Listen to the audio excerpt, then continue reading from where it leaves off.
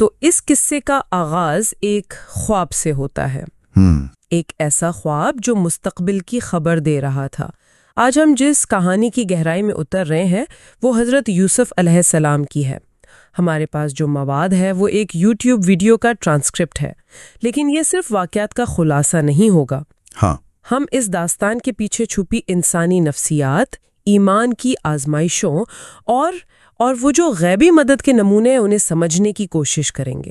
جی بالکل، یہ کہانی صرف ایک نبی کے سفر کی داستان نہیں، بلکہ یہ دیکھیں یہ حسد، طاقت، دھوکہ دہی اور آخرکار سچائی کی فتح کی کہانی ہے۔ اور اس کی خوبصورتی یہ ہے کہ یہ ہر دور کے انسان کے لیے ریلیونٹ ہے۔ مطلب اس میں بھائیوں کی رقابت بھی ہے، ایک باپ کی بے پناہ محبت اور تکلیف بھی، اور ایک نوجوان کا اپنے اصولوں پر ڈٹ جانے کا عزم بھی۔ آج ہم اسی سفر کے ہر موڑ کا جائزہ لیں گے۔ تو آئیے اس معاملے کا جائزہ لیتے ہیں۔ کہانی کا جو نقطۂ آغاز ہے وہ حضرت یوسف کا وہ حیرت انگیز خواب ہے۔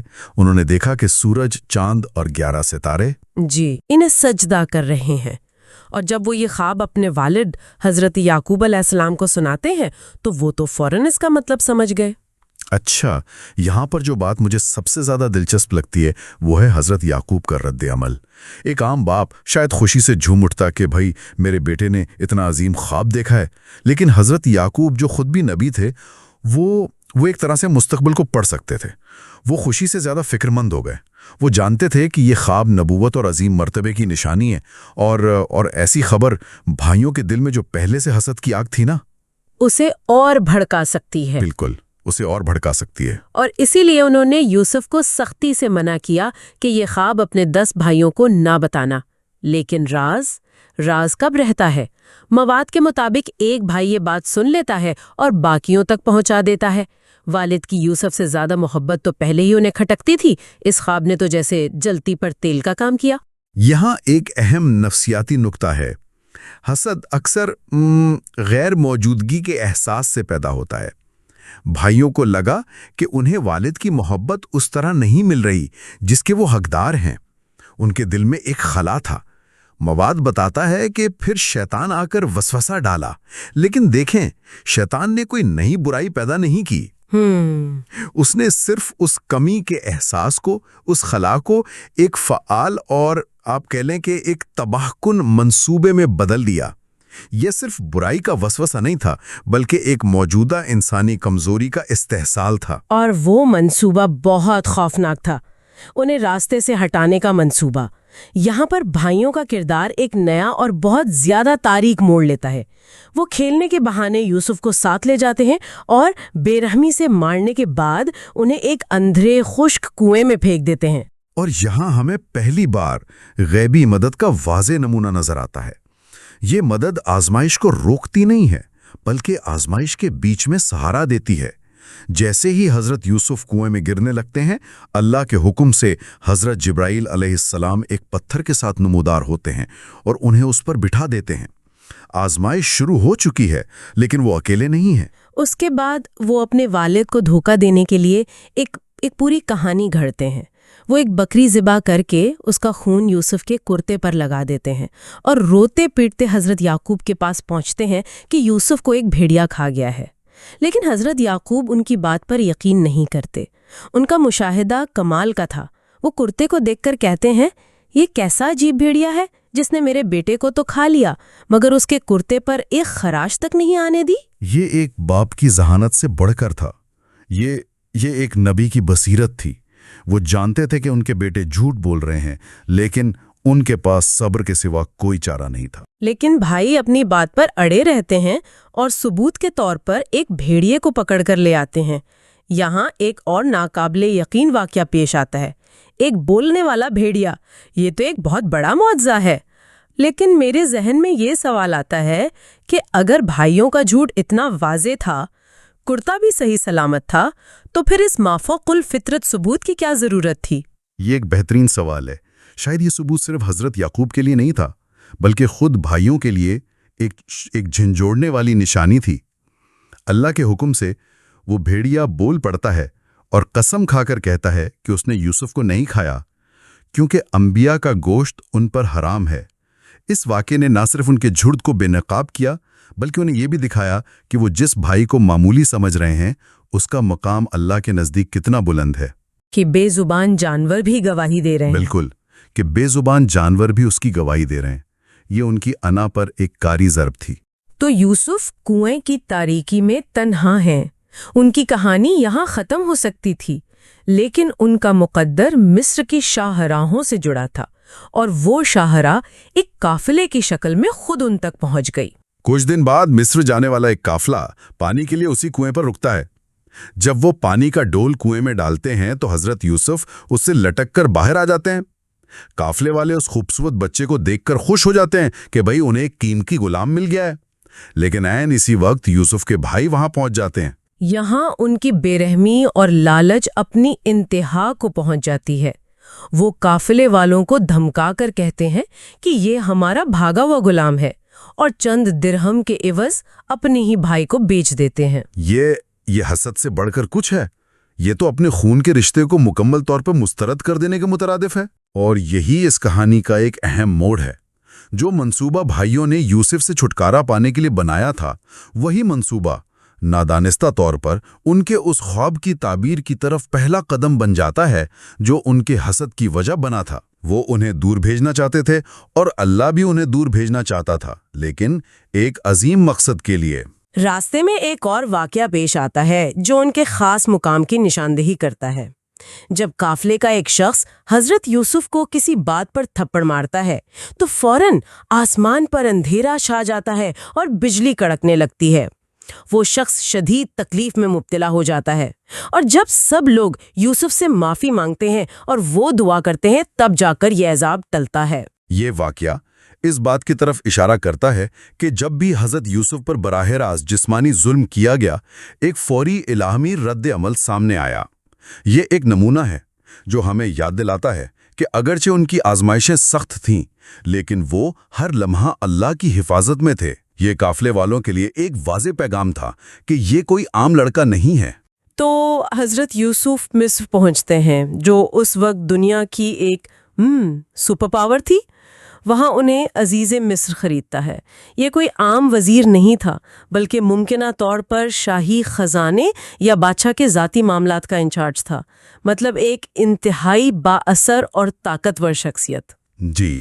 اور عزیز ان کے حسن اور شخصیت سے اتنا متاثر ہوتا ہے کہ اپنی بیوی زلیخا سے کہتا ہے کہ اس کے ساتھ غلاموں جیسا سلوک نہ کیا جائے، بلکہ اسے عزت سے رکھا جائے، شاید ہم اسے اپنا بیٹا ہی بنا لیں۔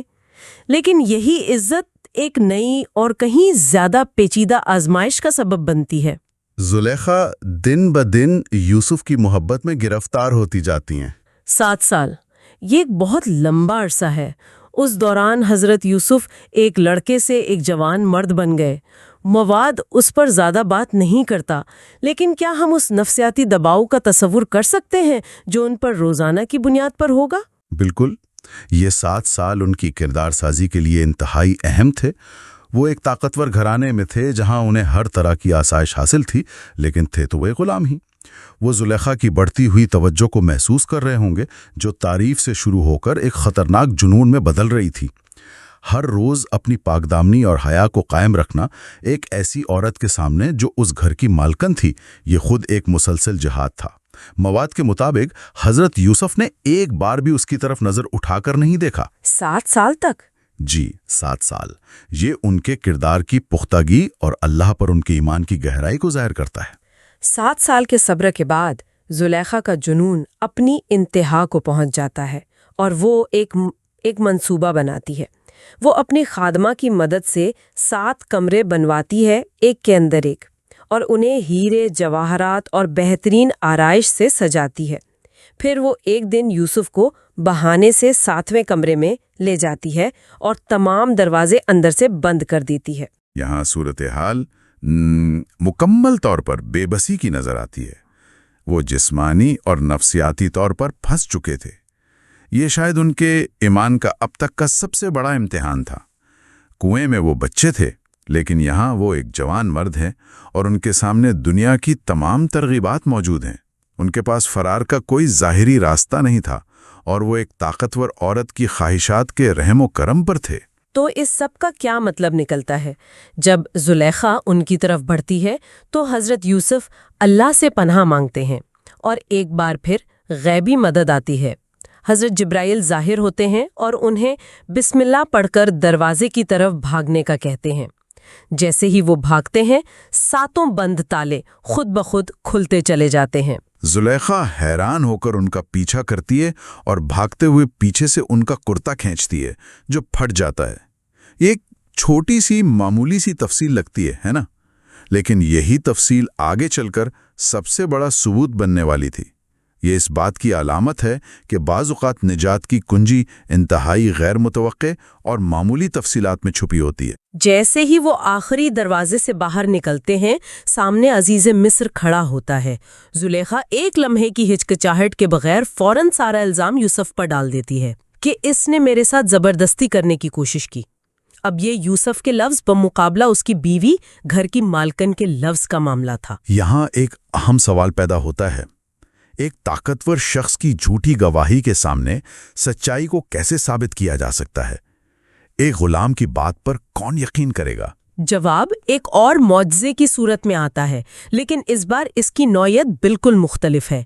حضرت یوسف کہتے ہیں کہ گھر میں جھولے میں لیٹے ایک شیرخوار بچے سے پوچھ لیا جائے، اور وہ بچہ بول پڑتا ہے، اور وہ کوئی مافوق الفطرت دعویٰ نہیں کرتا بلکہ ایک ایسی دلیل پیش کرتا ہے جو خالصتاً منطق پر مبنی ہے۔ وہ کہتا ہے اگر کرتا آگے سے پھٹا ہے تو عورت سچی اور یوسف قصوروار ہے، اور اگر کرتا پیچھے سے پھٹا ہے تو عورت جھوٹی اور یوسف سچا۔